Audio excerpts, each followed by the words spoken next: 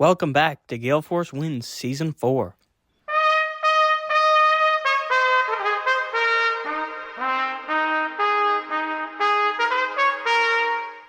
You ready? Yes, all right. We're just going to sit here and smack each other.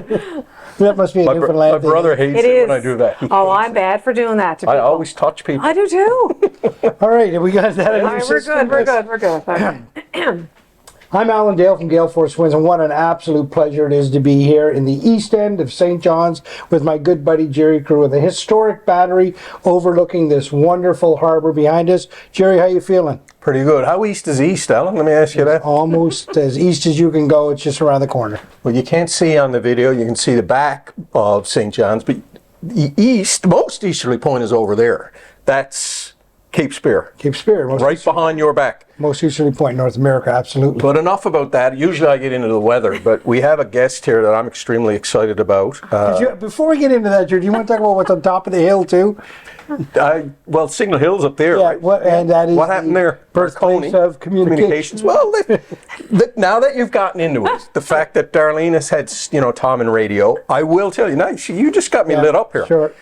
The birthplace communications, Darlene. Yes. We'll introduce Darlene in a second. We just got a little tangent that my friend put me on. I am inspired by the fact that Marconi sent the first wireless transmission literally just up there. Every day that I drove around, when I worked for years in the communications business, I was inspired by that. The fact that we now, Alan, have Gale Force Winds traveling the world, and this is where communication started. Like, seriously, That's pretty. It is impressive for sure. So on that note, Darlene, speaking of impressive, on that note, Darlene, why don't you introduce yourself? Hi, I'm Darlene Steele, owner of Yoga Bloom Studio on 19 Kingsbridge Road in St. John's, and I'm happy to be here. Darlene, it's great to have you in the conversation. Darlene, take us at the beginning of your journey. Where did you grow up, and how did you grow up, and what was life like? Well, when you just talked about Marconi, my dad actually had learned how to do Morse code. Is that right? That's a job that he had for a while. So he often used to show me, he would be tapping for many years, in his mind, sending out the messages. Oh, wow. And he used to tell me funny stories, so sometimes they'd get messages mixed up.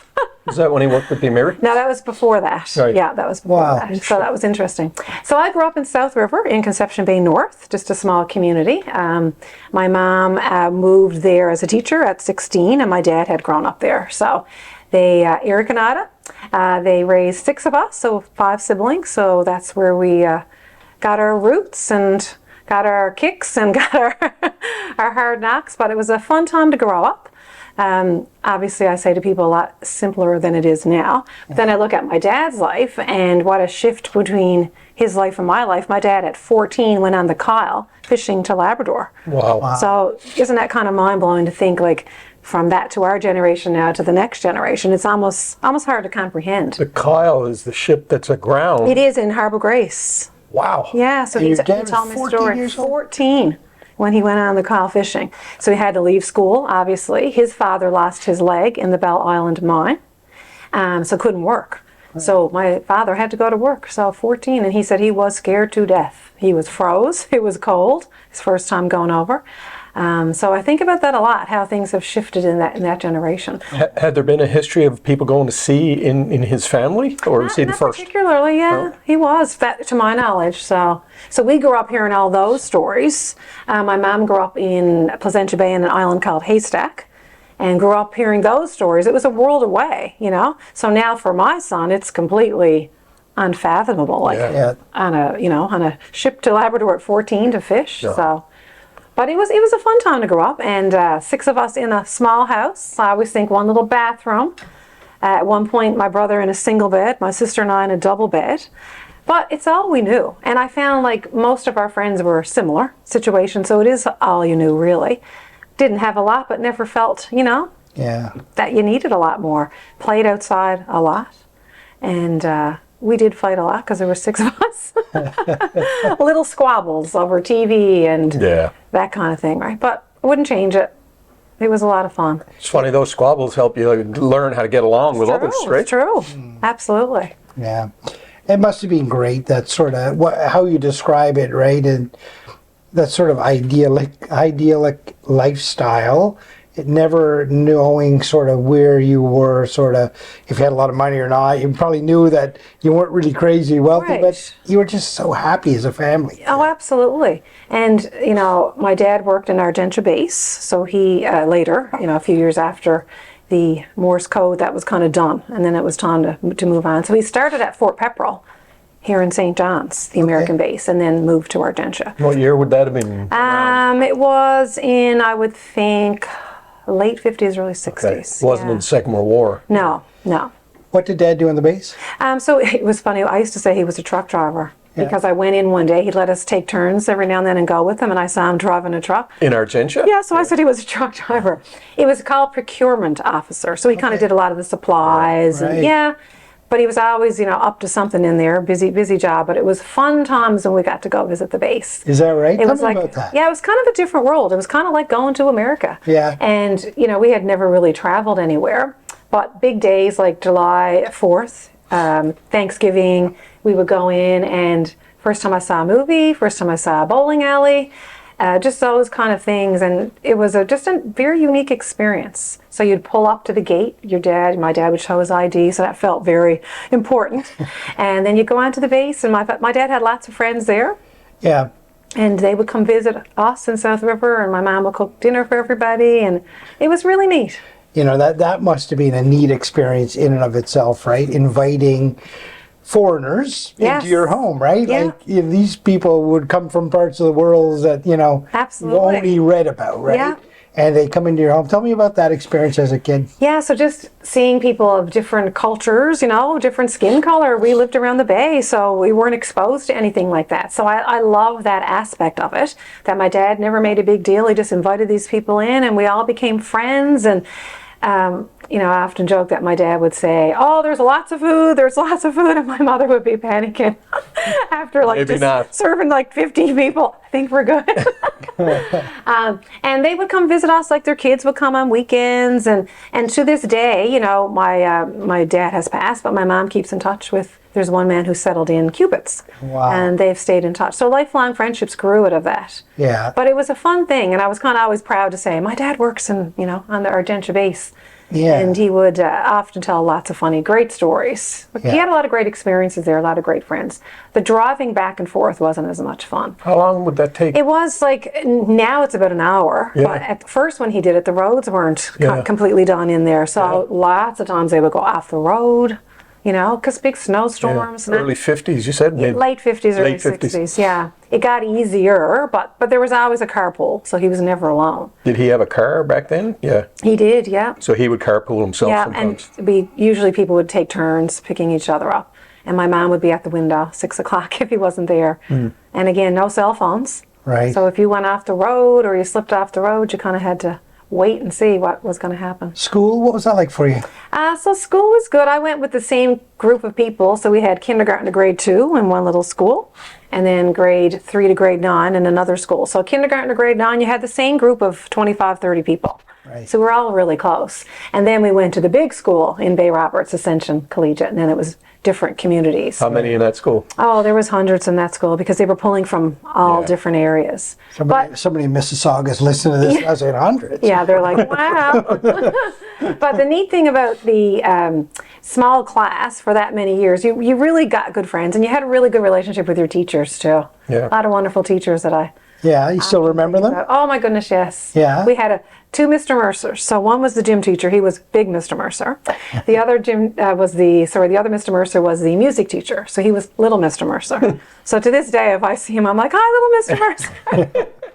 The last time I saw him, he was like, well, I'm not so little anymore. Can you stop calling me little? But it stuck with us. Yeah. You know, but yeah, so it was a little really personal. Right, Everybody yeah, kind of yeah. knew each other. And then, so that's your school years. When did you start your sort of professional journey? What did that look like? So I always wanted to be a school teacher. So it's kind of what I wanted to do. And at the time, there weren't a lot of teaching jobs in the province. So people were very discouraging, not like today. So today with our kids, we tend to say, do whatever you want to do, you know, be what you want to be.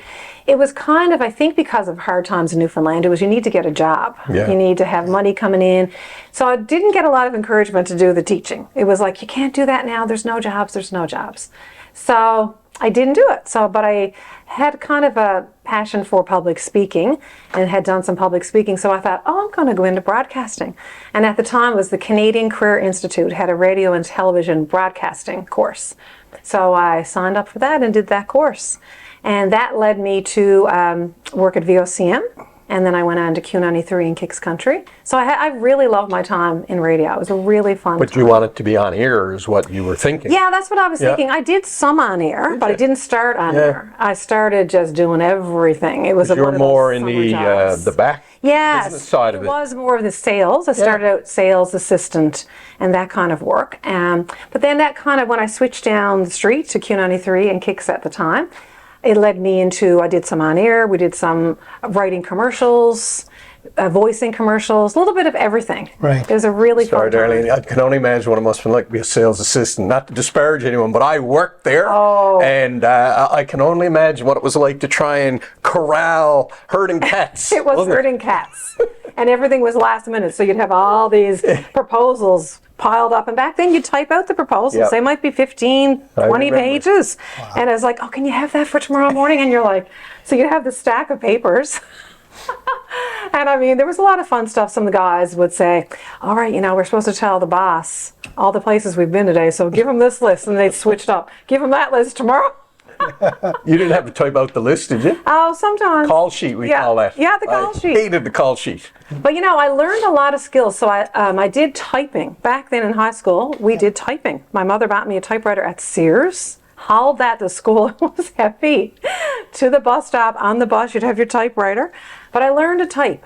And that was like, even today, right? Because I have that speed, and that served me well for the jobs that I did in radio, because it was a lot of typing, but a lot of fun. It was a different time. Everything now is digital, as we know. Yeah. But back then there was a lightheartedness to it. There was, people did their work too. Right. But there was more of a fun atmosphere and a lot of good times. I look back at those years very fondly. You could tell the way your face is lighting up, even when reflecting on it. It must have been fun. Always in Newfoundland, or did you stray off? I did move. So I worked in radio about 10 years or so here. And so I just want to mention two people that I worked with in radio, Ken Ash and Paul McGee, who passed away young. Both of them. Both of them. Yeah. But super people who had a huge influence on my life. Paul was the MC at your wedding, or Ken? Ken was, yeah. But super special people. And when I can't talk about radio, without those two guys in particular coming to my mind, because they were like big brothers to me. So when I moved to Halifax, Ken actually helped me pack up all my things, even my bike. He literally had my bike all wrapped for me, and they really had your back. Yeah. So they were really special people. That's nice. Yeah. So it's nice along life's journey. There are a lot of people that, as we know, touch our lives, and some are there longer than others. But those two guys will forever be in my heart. And always with me. Yeah. So they packed up your bike and they moved you off. My bike, and off I went to Nova Scotia. How was that? So that was a big leap, a big change. Big city. Big city, a little girl from the Bay going to Halifax. And my boyfriend at the time, we did marry, but we had been apart for about a year. So it was like, all right, what are we going to do here? So sometimes you make those choices. I don't regret it. I mean, it was hard, but you also learned a lot through that experience of moving to a different place. Brand new people, I did some temporary jobs for a while. That was, challenging in its own way. Every day you woke up, didn't know where you were going to be. Yeah. But you did learn a lot from that as well. Had to think quick on your feet and get a bunch of different skill sets. So that was great. I didn't know anyone up there. But I ended up making a lot of friends that I keep in touch with to this day. So you go up there, you're cold into the community. You don't know anybody. Do you remember those first few weeks and how you felt? I do. I felt sad. I did. I called my parents a lot. I was like, I don't know what I'm going to do. But there was also an excitement. Yeah. There was mixed emotions, really. But then it didn't take long. Like, my boyfriend's family lived there, so his parents were very good to me. And then his nieces all lived there. They were little girls, so we used to spend a lot of time together. Right. So you kind of dig your heels in and go, okay, I'm here. Going to make the best of this now. And got some good jobs and good experiences. And at the end of the day, I look back, I'm glad I went. Yeah. It's nice. I love Newfoundland, and I wouldn't want to live anywhere else, really. But to have those few years was great. Yeah, kind of dig your heels in. And sort of do what the day asks of Exactly. you, right? Makes you stronger. Kind of like being 14 going on the kayak. Yeah, kind of. Right? Sort of like that. He didn't call home though, did he? No, Back then. no call home. No call home. So some time in Halifax, and then you make your return back. Talk to me about that. Yeah, so at that point, I thought about that. I was like, gee, 4 years ago, I would have been, yay! But then when it was time to come back, I kind of had my roots in a little. And I was working at a job that I really liked, had some really great friends, and we had, bought land. We were going to build a house. So things were really progressing, and I kind of had my mind settled. Yeah. And it's not too far, so I was getting lots of visits. Everybody's like, well, we'll go visit Darlene. But I was thinking about it and thought, I think I will go home. So we did. Yeah. And bought a house here, got married, and then I had my son. So then made that decision to be a stay-at-home mom. Yeah. So another kind of life change along the way. But that's what life is, isn't it? It's Sure those is, right? It's decisions we balancing. make Yeah. and choices we make along the way. I'm a firm believer that you can have everything in life, you just can't have it all at once. Right. Right? That's true. You gotta It's hard to have it all at once. It's hard to have it all at once. Try, but it doesn't can work try. out very well. No. You just gotta balance everything. Balance right? is key. Stay-at-home mom, right? So that's hard work. You go through that whole process, and talk to me about that. Talk to me about that experience of being a stay-at-home mom. Yeah, so it's a different time now. So being as, I felt within my own self, there was just kind of this something inside of you thinking, is this the right thing to do? I'm so glad I did. I don't regret it. I loved every minute of it. I really enjoyed it. But there was something kind of nagging there as my son went to school. It's kind of like, okay, now what about me? Yeah. What's next for me? So I did a lot of volunteering during those years, which I really enjoyed as well, a lot in the school. So wanting to be a school teacher, I kind of became the librarian for the school, the elementary school. Yeah. So I really kind of got my little taste and little fix of that. And I became a part of the school for kindergarten to grade 6. So those elementary years. Did all the field trips, did all the teacher appreciation day lunches, end of year field day. It was just, so for me, that kind of helped me. It was like, okay, I'm doing both. I get to be a stay-at-home mom, but I'm also getting the fulfillment of being in the school and having, that experience with the kids. So I It's really nice you to enjoyed do that. Not everyone does that, right? Well, the thing is, these days teachers are so busy. Yeah. Classrooms are so full, and there's a lot of special needs. There's a lot of need within the schools. So I really did enjoy my time there. And even when I left, I went back a little bit and did some work in the library and helped out. Is that right? Yeah. That's interesting. So, that's quite a beautiful path. So talk to us about now in the moment. What's happening now in the moment for you? So now, kind of go from that place of kind of knowing there was something as my son got older, got into yoga. So just doing it myself. Kind of heard a lot about yoga, didn't really know much about it. Had a couple of friends who told me about it. So I thought, I'm going to give yoga a try. So my first class, I was hooked. I just kind of knew, my very first class, I knew this is special.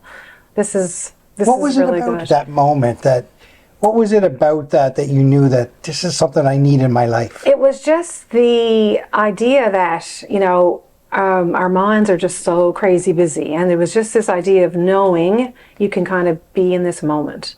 And I, like a lot of people, I was a bit of a warrior. My friends might laugh and say a bit, but I was a warrior. And thinking about all these possibilities. And my dad had been really sick with lung disease. And so, just going through that whole process and wanted to be grounded, and yoga really helped me. Just obviously not just the one class, but going forward. But I just knew in that moment, it's like, okay, hold on now. We can learn to be present in this moment. How do I do that? Because I really never had the tools. I really never understood it. People didn't talk about that a lot, and just the physical benefits as well. But I think the initial thing for me was the mindfulness aspect of it. I mean, because of course it would be a foreign concept, yoga, Conception Bay North, Absolutely. St. John's even. Yeah. I mean, by and large, Relatively new. relatively new us. sort of concept. And only in the last few years have we really started to understand the power that it has. So you touched that mat the first time. You knew then there was something about what just happened that you wanted to be a part of talk to me about the yoga journey from there. So the more I did it, the more I shared it with everybody I talked to. I was like, oh, you got to do this. You drove them all nuts. I did. Basically, I drove Yeah. everybody crazy. I was like, oh, you got a bad back? Why don't you try this pose? Oh, your hip hurts? Let's get on the floor. You were one of I was those. one of those. And to everybody. And Yeah. I was always wanting to, just breathe this way. And where my dad had lung disease, my first introduction to the breath was with a nurse practitioner helping him breathe. This slow, easy breath in. Interesting. And a slow, easy breath out. And I was like, wow, your breath can help you relax. And again, first time I had heard about that. This was kind of previous to the yoga. But since being, experienced in the yoga, I realized the breath is very, very powerful. And it can take us from a state of distress and anxiety to a state of calmness. And all ages, and I feel really, powerful that little kids, be so nice if they can learn that young, to have that tool as they grow. So I wanted to spread the word, I guess is the best way to put it. I mean, yoga's been around for thousands of years, but very new, relatively new to us in this part of the world. And I mean, people have been talking about the benefits of it for a very long time. A lot of research, it's not just, whatever, it's documented research that yoga, many benefits. A lot of students come to me now and will say, my doctor recommended yoga, my physio recommended yoga, my chiropractor, so the professionals all agree. So I felt it was time then. I thought, I'm going to do a course, I'm going to do my training and see where it takes me. Not necessarily thinking I would become a yoga teacher, but I thought I should put my money where my mouth is. I'm always talking about it. So I decided to do, it was a course with Bessey and Meaghan Burridge. They both taught here in St. John's, so I signed up for that program. That's a fairly lengthy course, is it not? Yeah, so it is a year program, but it's only so many days per month that you actually go. And then throughout the month, you have your practice. Yeah. So you have your, where there was some written assignments, a lot of reading assignments, practice assignments. Then you go back again, get your information. Bobby was more of they both were very experienced, but Bobby had been traveling back and forth to India over the years, so I found she brought that real mindfulness, that aspect. Meaghan was great with the alignment, so they were a great team. Right. Bobby still does the training. Yeah. If anybody's interested. You really had to stick with it for a year. I mean, that's a long time. Yeah, Right? but it didn't seem that long the way that it was broken down into. So you got your few days of the training, and then you went home with that, and you sat with that, and you read, and you practiced, and you used people around you as the guinea pigs to practice on. So, so you were converted by yoga, and then you started to convert others, and you said, okay, I've got to get some sort of formal background in this if I'm going to continue this journey, which I think is wonderful and a great approach. When did you sort of shift it into a model that, okay, I'm now going to start teaching yoga? So at the end of the training, and even throughout the training, as I mentioned, we would practice on family and friends. So when I did finish my training, I had some friends, who enjoyed it, so I had them over, and then I decided to start a little home studio. I gave it a little thought, and I thought, I'm going to give this a try, see how it goes. And I really loved being able to share it all and to teach and to have the friendship and the fun that goes along with that. So I was teaching some friends, and they started, and then I had a friend had come to me and said, would you consider teaching a guys class? Only guys. And I said, well, you can join in. He was like, would you? I think he kind of liked that idea. And I thought, if you can get a few men, sure. So he did, and we started it, and they named it Broga. Yeah. And I've been doing it ever since. So we started in our basement, and I cleared all the furniture out, took the light change down, because you need to have the height, especially for guys. Yeah.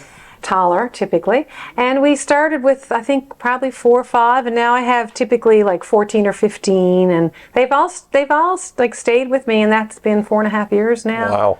So in the basement, that was going pretty good. I still wasn't sure where is this going to go, but then COVID hit and changed all our worlds, everybody's worlds. But I continued to teach from Zoom. So I would go down by myself in the basement, set up my iPad, had my son's music stand, and I had elastic bands around the iPad. Very professional. But it worked. It worked. And I think it really provided, it filled a hole for a lot of people. So we would meet together, everyone in their own homes, but you felt that you were together. And at the end of the class, we'd always have a little chat, talk about our week. So I think it was good for me, good for them. I was continuing to teach. They were continuing to practice. Is it ideal? No. The energy in the room when you're teaching is very powerful when you have students in the room. And I found on Zoom you can't really tell if someone is doing How many students would you have on the Zoom? It depends. Yeah? Yeah, sometimes 20. Sometimes 20's hard. I mean, in the sometimes Zoom, 10. they're in little tiny blocks. Yeah, right? sometimes 10. It would depend. Yeah. But even on an iPad, really. So I would we didn't do, basic breathing, some basic stretching. And most of them had already had experience. So, but as a teacher, I always try to have a little peek around the room just to make sure people are in proper alignment, just to protect their knees, hips. Yeah, talk to me about the energy in the room. Talk to me about that. There's a definite energy in any room, maybe with any group of people, but in yoga in particular, I always say that I love the transformation. So when people walk into a studio, they're carrying their day. So whatever that day has been, they could be coming from a crazy work day, a stressful day at home, someone could be sick, homework with the kids, whatever, but people are bringing it in, and you can feel this energy, into the room. I can just sense as each person comes in. By the end of class, you just feel something lift, and we do a pose called Shavasana, corpse pose or rest pose at the end, and people are literally lying there. It can be challenging for some people if there's a lot going on in your mind, but over time and over practice, you can really sense this. I can totally feel this beautiful, calming energy throughout the practice, and when people sit and then to see that transformation on their face, it's quite something. It's one of my favorite things as a teacher, just to see this shift. Yeah. And I often say at the end of class, just close your eyes and just notice, do you feel any little shift? And I think most people will say absolutely. Sometimes it's a huge shift. Sometimes it might be just a little shift, but there is an energy. And sometimes as a yoga teacher, I feel you're getting all this energy. Like you're taking it all in. It's kind of hard to explain. I remember a teacher once telling me that, and until I taught myself, I didn't really appreciate it, but there is a definite, it can be very powerful. Sometimes it can be draining. Sometimes you teach a class and I feel, whew, so it is different energies for sure. You use the word transformation and transforming people. Talk to me about how that must feel to know that you watch people come in and you can probably tell by looking at them, oh boy, they're having a tough day or something's going on. And you know that by the end of it, you're going to be able to help them in the moment they're calm down and maybe make the day a little bit better. That's a pretty powerful tool you have in your hand. It is powerful. How does that feel? Well, I kind of look at it like I'm giving people the tools to transform or to bring calmness into their life. As a yoga instructor, as a teacher, you're guiding them, you're providing them, and then kind of empowering them. That's how I kind of like to look at it. But of course, it feels good if you think in some little way you can help people make a little change in their own lives. Because we all carry a lot of things with us, and some, a lot of trauma for some people. So you never know what somebody's walking in with. But if you can guide them, give them information, give them tools in their little well-being toolkit, I think that's a great thing. And I think it's for me, who wanted to be a teacher many years ago, there is a feeling of guiding and helping people, and then they take that themselves, and they can hopefully, improve on their everyday life. So the thing with yoga, you're on your mat for an hour and 15, but I say to people now, take this into your daily life. Don't just leave it here for this hour. Try to remember these little things that, the way you feel right now, remember how you feel. And, sometimes it's simple. Some of the guys in Braga, one night particularly, told me that, I'm using my breathing. I used to be in traffic and I'd get annoyed if somebody cut me off, and I'd get all worked up and I'd be angry. But now I breathe and I take 3 or 4 breaths and I'm like, oh, I'm okay. I'm not angry anymore. So that might sound like a little thing, but I think it's a big thing. It's huge. I wish everyone did that, because there's a lot of tension in the world right now. Exactly. And a lot of little things, and when people are busy, things can tick you off quite easily. Yeah. So if you can take the breath, just as one example, if you can take the breath and just do that, because you can do it when you're driving. I say that to people all the time. You're at a red light, take a couple of slow breaths. So when I hear that kind of things, as little as it might be, it can be a big change for people. It's interesting, Darlene, to listen to you talk about that, because I did meet your dad. I actually recorded your wedding, as you know, on video. But to hear you talk about breath and how important it is to you because of what your dad went through, it's really heartwarming to hear that you're helping people breathe. Well, it seems like a funny thing to say. We all breathe, obviously, but there's so much research done on the benefits of. There's various types of breath work. So when I talked about my dad, it was just a simple, slow inhale through the nose. You fill up your belly with air. So if I told you to breathe, you'd probably bring your belly in. Yeah. Right. Typically, if you go to the doctor, right, say they take a breath, so you suck in. So in yoga, I tell people to place their hands on their belly, fill your belly up like a balloon as you inhale. And you feel that breath, and we kind of think of the lungs expanding front, back, and side. Because the lungs do affect the whole body. We tend to think of the front body every day, but in the yoga, think of the full body. And then when you exhale, you pull your belly button in. So this actually sends a message to your parasympathetic nervous system, all is well. It literally tells us to calm. So it's inhale, you fill the belly up. And then exhale, you bring the belly button in. I was trying to think how the belly button would move in, but now I feel it. So they say pull your navel. I say belly button, but pull your navel in and the exhale. We can handle big words.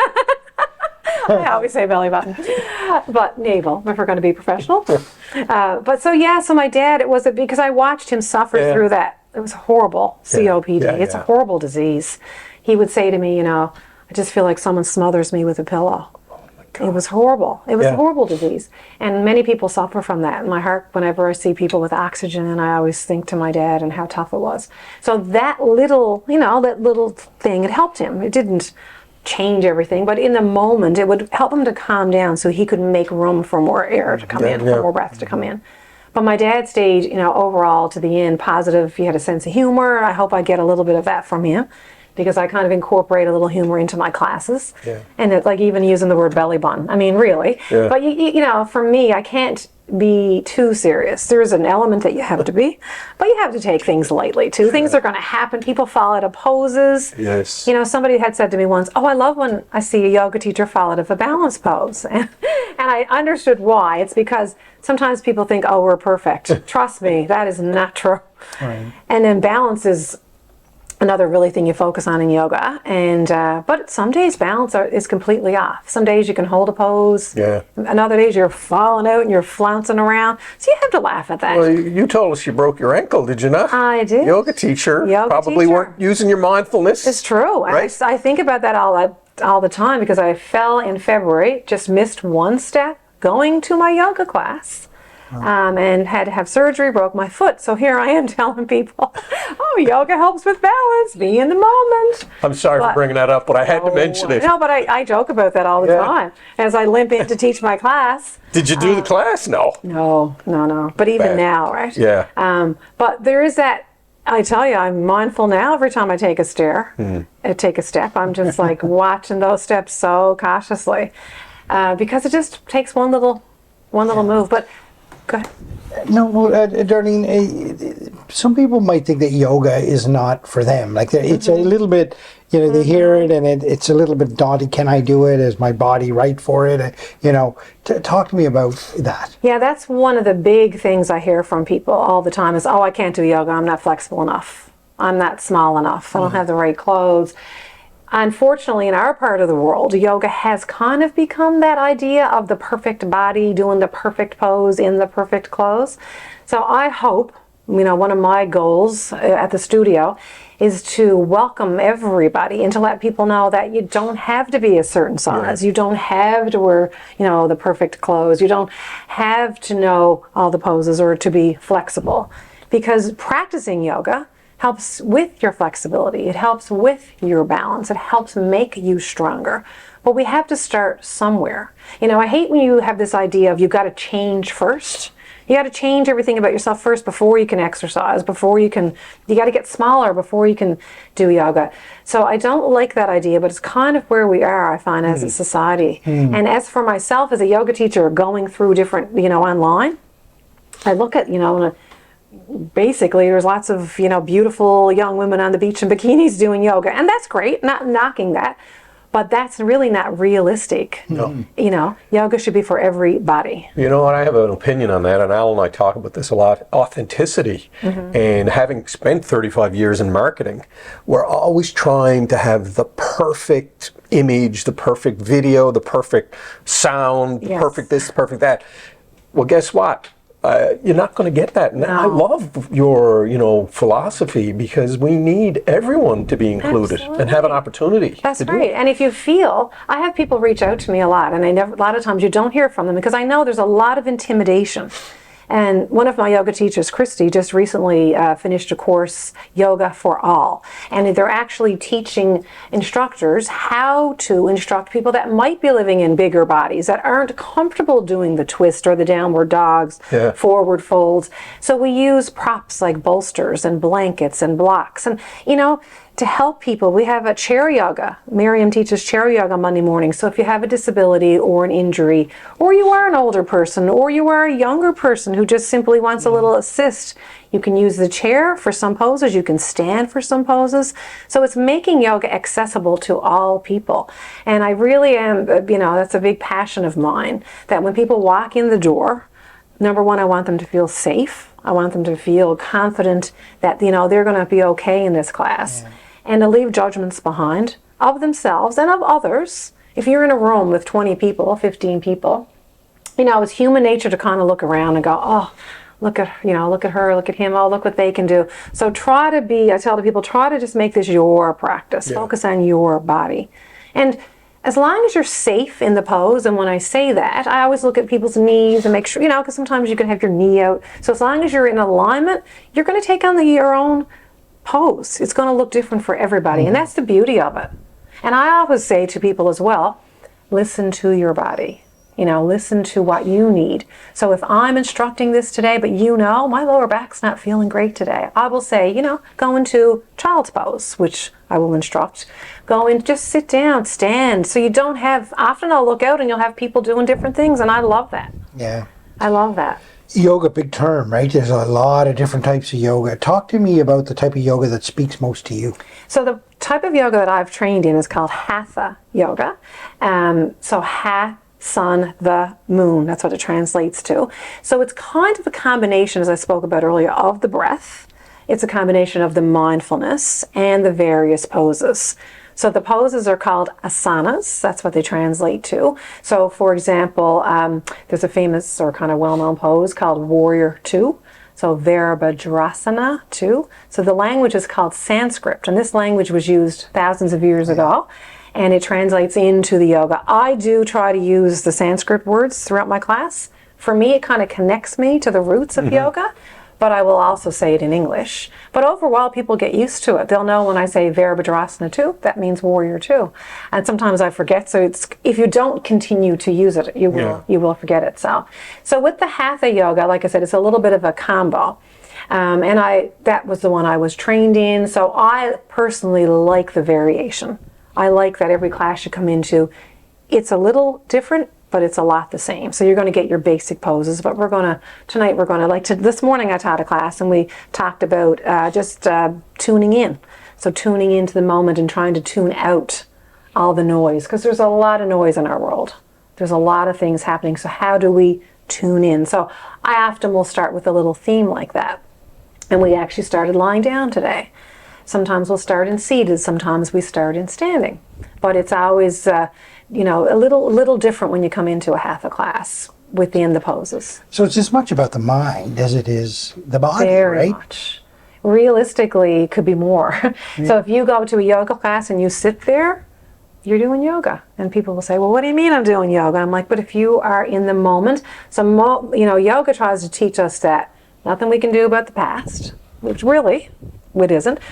Can't do anything about the future. Even 5 minutes from now, we can't control. So you're okay right now in this moment. You're grounded in this moment. And that's, a real great lesson for all of us in life. Even when people, when we deal with anxiety and the worry and the stress, if you can breathe and realize, I'm okay right now in this moment, that's a huge thing. So yoga really, can be literally just lying down, breathing. People's minds, mine, yours, everybody, constantly, right, moving. How do you help people sort of calm their mind in the moment? Because there's so many thoughts coming and going. Definitely. And a lot of people, when you use the word meditation, a lot of people run for the hills, and I know that. People have asked me, do you teach that woo-woo kind of crazy kind of, and I know what they mean, and I appreciate that people have a fear of that kind of thing, because it can be a little intimidating and a little, so we don't sit still a lot anymore. You think back to, talk about my dad and back in those days, but in the evenings after a long day's work, people, you didn't have the TVs and the Netflix, and so I think you were with yourself, with your thoughts a lot more. We don't do that anymore. So when people sit still, I think a little bit of a panic can set in for some people. There's a lot coming at us. And I try to tell people, I don't think mindfulness means clearing your mind of thoughts. Because I think that's a huge... It's a high goal. It's a high goal. I'm not saying some people, if you've been doing it for years, can get there, but the everyday person who's going to start practicing for 5-10 minutes a day. So I think of it as acknowledging the thoughts. So something comes in your mind, it's a scary thought, a worrisome thought. Gee, that's a worrisome thought, but try to let it go. Next thought comes in, gee, that's a funny thought. It's a funny thought. Let it go. Imagine them like clouds in the sky. So as you sit there, just let them float on by like the clouds. So that's the imagery that I use. I'm sure different yoga teachers would have a different imagery. And then often I'll say to people, maybe you breathe, count as you breathe. So counting, counting, counting, and then your exhale, counting, counting. That gets your minds off your thoughts because you're focused on your counting. Or a mantra, which you can repeat, I am breathing in. On the inhale, I am breathing out. So just little tools to help the brain focus on something else other than the thoughts. Yeah, the brain's hard to control. Very hard, very hard. And it can control us. Yeah. That's the thing with the brain.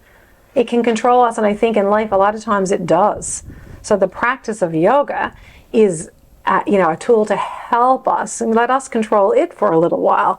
And even if it's that 5 minutes, just to give your thinking mind a little break. Well, it's funny, Ellen, I'm thinking about what Darlene is saying, and I think about all the times I've taken my own breath for granted. Right. And listening to you, I think about that, and I'm like, this is a great conversation, because even while we sit here, I'm thinking about my breath, and it's actually calming me down. Good. I mean, when we're on a set like this, there's a lot of things I'm thinking about besides what you're saying to make sure the thing works, right? The technical part, absolutely. But I mean, that breath part is really important. It's huge. It's when I say when you think of yoga, people do think of the poses. Yeah. That's and it is part of yoga, it's obviously. the marketing, and it's yes, exactly. Yoga's marketing has done that. And the physical part. I mean, yoga has the benefits of the strength and of the balance and of the flexibility for, it aids in digestion, it helps you sleep better, can give you more energy. Like there are many, many physical benefits. But when you go, the society that we're living in, I think the other part of it, that mental part, is equally, if not more important. And just taking one thing like learning how to breathe in a different kind of way. Because we do just take the breath for granted. But there's also tons of research that shows the breath can actually lower your blood pressure, can lower your heart rate when you come to this slow, easy breathing. Clears the mind for the rest of your day. It's a nice way to start the day with a little meditation. The way you speak, you're very appreciative of everything happening around you. Talk to me about the importance of that and being thankful for what's happening in the moment. Gratitude is huge in life. And I think, again, we take a lot of things for granted, don't we? We all do. It's until, for example, when I broke my foot this year. So I had surgery. I had 8 weeks at home that I couldn't touch my toe to the floor. And that was a big challenge for me. Yeah, no kidding. And I had to keep telling myself, like, practice what you preach, practice what you preach. I really had to come back to gratitude. I had friends to come to see me almost every day. They brought me food, texts, phone calls.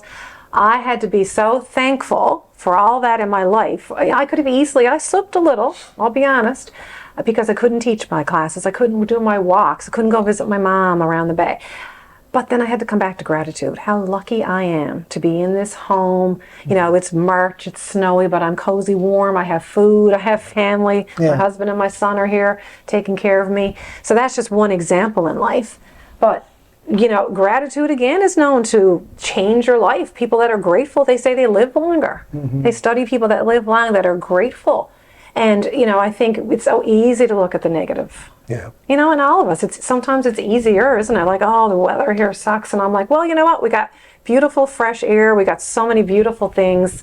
So you can totally switch the message that you're telling yourself. If you switch it around from the negative to the positive, it'll change your day. It's interesting, though, Darlene, to listen to you. You know, you're someone who teaches mindfulness, but you went through that trauma, 100%. and you had to work to stay mindful. 100%. It is work.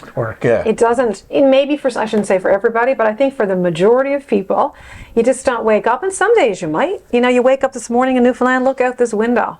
You probably wake up feeling, wow, the sun is shining.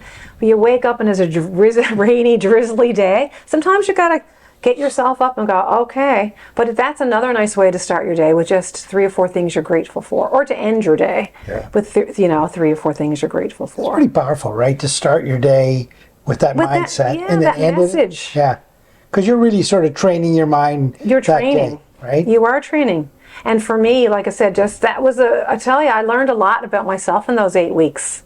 Because all of a sudden it's like, it's so easy to tell everybody what, you know, and to try your best, but that's all we can do. We're human. I keep telling myself and my students, we're human. So we're not going to be perfect, and I don't think it's normal to be happy all the time. No. I don't think that's really possible, isn't it? Life is going to bring these ups and downs and sad times, and so I don't think the goal is to be happy all the time, but I think it's to kind of be aware and, you know, and to go through the tough times. To get through the suffering and the pain, but to know that the other side is there waiting. Ever hear Winston Churchill's quote? When you're going through hell, keep going. That's right. That's my favorite quote. But there is truth to that, though. Keep going. Yeah. Keep going. So you sure. have to keep going. You've built a wonderful thing with Yoga Bloom. It's fantastic. Tell me, was it an easy process to build it, or were you doubting yourself at any stage? Yeah. So when I decided, how did you get over that? When I decided to take it from the basement, so COVID, it was literally 2021, just towards the end. So COVID was still a thing. This opportunity came up, so the building at Kingsbridge, the opportunity came up, so I had to look at it, and I tell you, there were those voices in the head that were, oh, are you really going to do this during COVID? I don't know if you can. Are you good enough yoga teacher? Do you think, can you do this? And they're easy to listen to, and we all have them, I think. So the struggle was to let those voices go and to kind of kick them to one side and to just go, I'm going to do this. And I think, we had talked about this before, but in society, I heard someone say recently that we focus on the success. Success, oh, everyone's doing great, you're doing great, you're doing great, but we don't focus on the failures. And I had read about that, and I thought that's interesting, because they said it's in the failures that you learn and grow. And what if you do fail? Well, you've learned, you've grown, and you move on. But if you don't take that chance and try it, you're kind of stagnant. So that mentality of, I'm going to take a chance. If this doesn't work, well, so be it. But at least I can say I tried. And I've gotten a bit better at that. And a lot of us, those voices will keep us from doing new things. It's easy to get in ruts. It's easy to kind of stay where we are. And you can take that to a big level or just a small level, doing something like this. So I decided to open the studio during COVID. It was challenging at first. We would measure, literally I had tape on the floor. Everybody wore their masks, so it wasn't ideal, but at least we were together. And I'm really thankful for my students, because most of them followed me from my home during COVID. And then slowly I started by myself. They spread the word, and I got Christy to come on teaching some gentle and some beginner classes, which are awesome. And then got, some other teachers on board. I have the chair yoga, and then Bev does an after work class. We've got a Saturday morning class, and Kelly Bessey comes in and does some specialty classes, sound bowl, beautiful sound bowl, relaxation, restorative classes. I have a guy, John Foley, comes in to do some meditation classes on the weekend, so workshops. So it's really grown the past year from myself, past year and a half, myself, and then Christy, and then kind of having the other teachers. So you ended it on that word, and I want to pick up on that Yeah. word. Don't you see how beautiful it is that you were told a long time ago there's no jobs in being a teacher, and here you are today. Yes. You're a teacher. I do think about that. And it's like, so when people tell you, I mean, you know, you tell this to your kids, but when people tell you not to do it, you just, sometimes you need that one person to say, you can do it, you know. At the time, it's not that, I think, again, family were just about getting a job. They were looking after you. Yeah. People wanted the Linear best path, for you. right? Yeah. But so to think back about, and I love teaching. I truly get joy from teaching. So I do believe it's where I was meant to be. Like, I think we all have a calling in life. Sometimes we figure it out early, sometimes we figure it out later, and it doesn't have to be, you know, we kind of get stuck into this huge thing, got to change the world, but I don't think so. I think you just got to try to find that, and I think it's a blessing if we find that in life, that blessing. So I do feel, I mean, I'm in my mid-50s now, and some people are saying, gee, you're just starting, I'm finishing. I couldn't imagine starting at your age. So, you know, people have said that to me, and I get it, but I don't feel that way. Okay. I feel thankful that I have the energy and the... I always wonder, like, what are you going to do? Retire and twiddle your thumbs? Yeah, Like, I don't see retirement. No, and a lot of Retirement is a people- different thing. Yeah. What does it mean to you to have created a brand that's well known in the community and has respect of people that a lot of people? Well, I hope so. Thank you. It feels good. I feel like I've had a lot of support from people, and that's the thing, because without the people that come to class, right? That's what creates a studio. I Yeah. love the community there, and I think to my family who've supported me and said, yes, you can do it. You can do it. Sometimes, like I said, you just need a couple of people to say you can do it. And then my friends at, you know, my friend Fonda Bushel, she did my logo and painted the beautiful blooms in my studio that people comment all the time.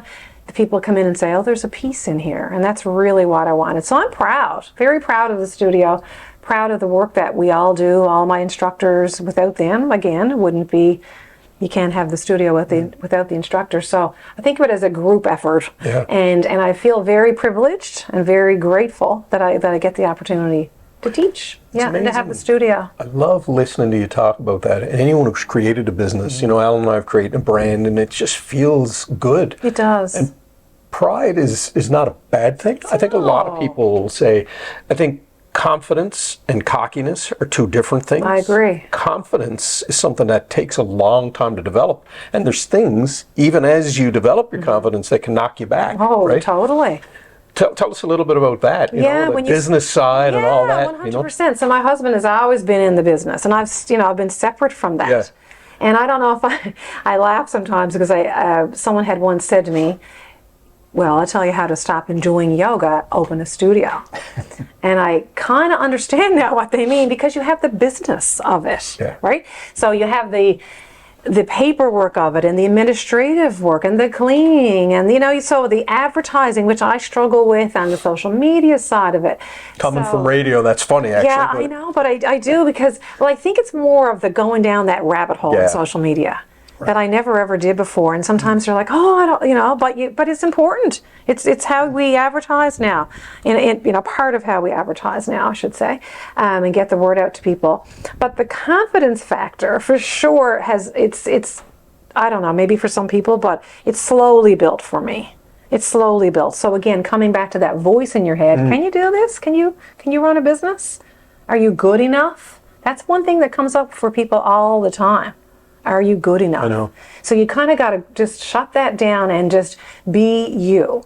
And one of the things that stuck with me from my teacher training, Bessey had said to us during the training, was when you become a teacher, if you do you. So be you, be true to yourself, and you will attract the people that connect to you.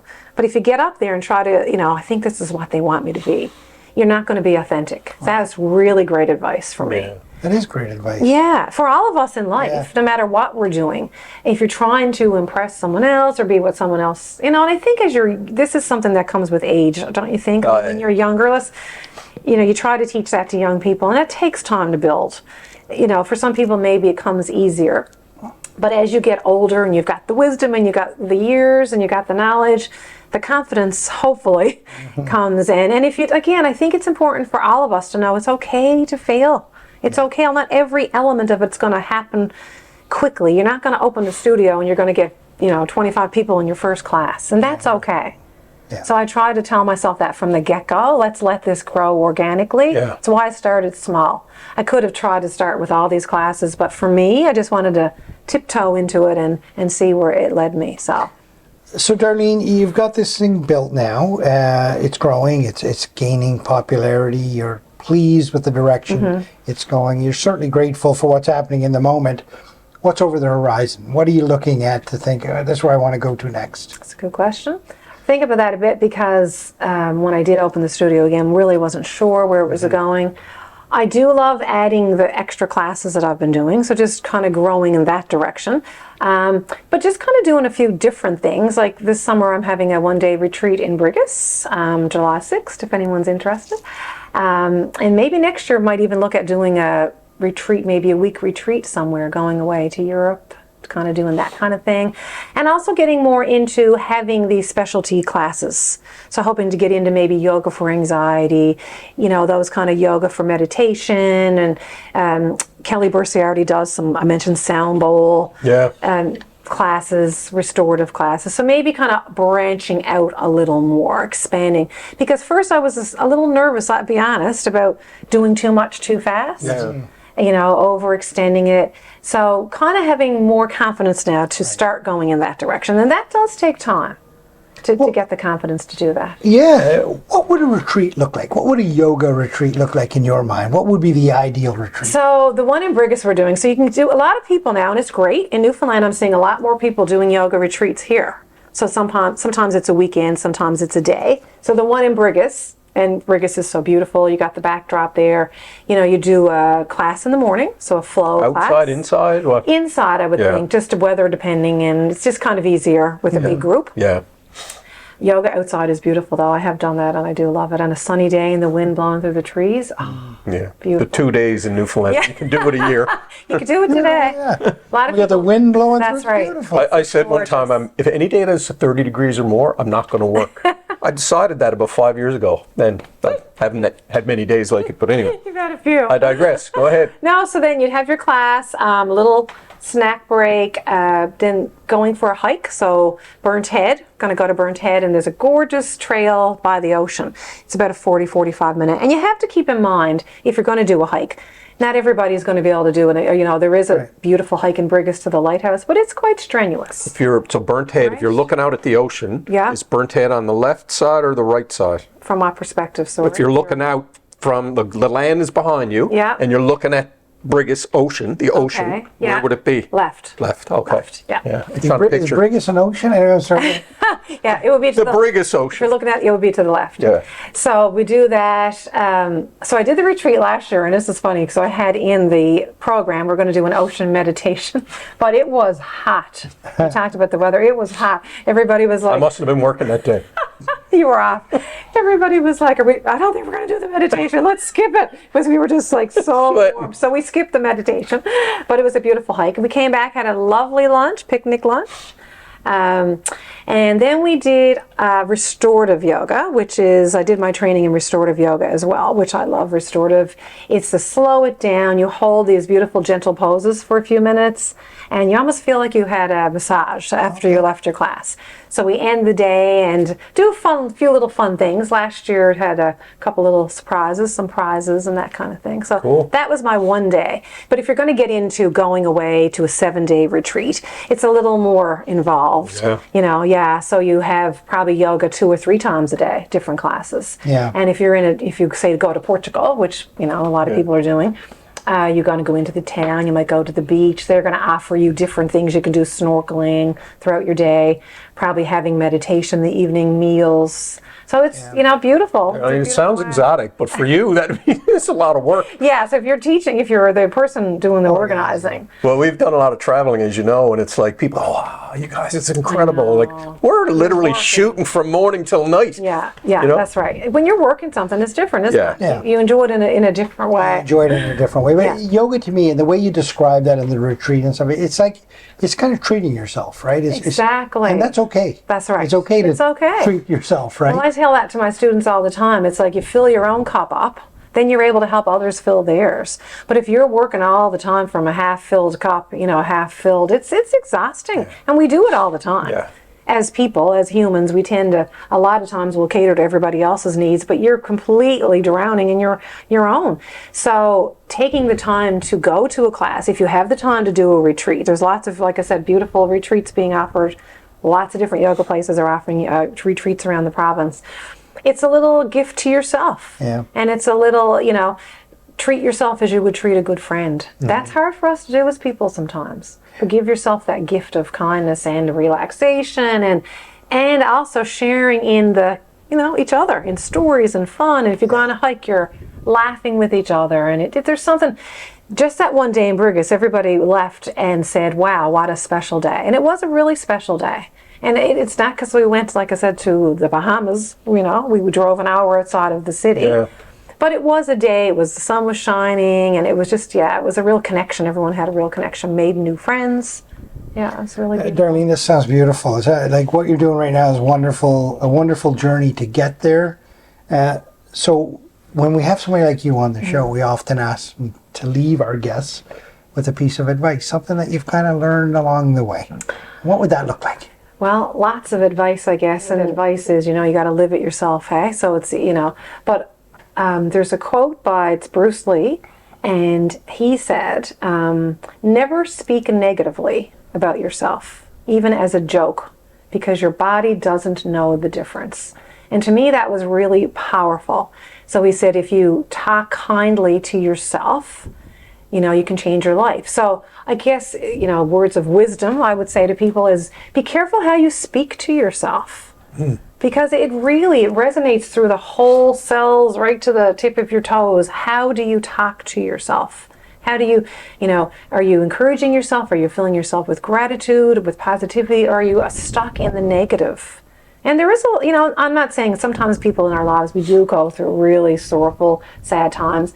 But in general in life, you know, where are you?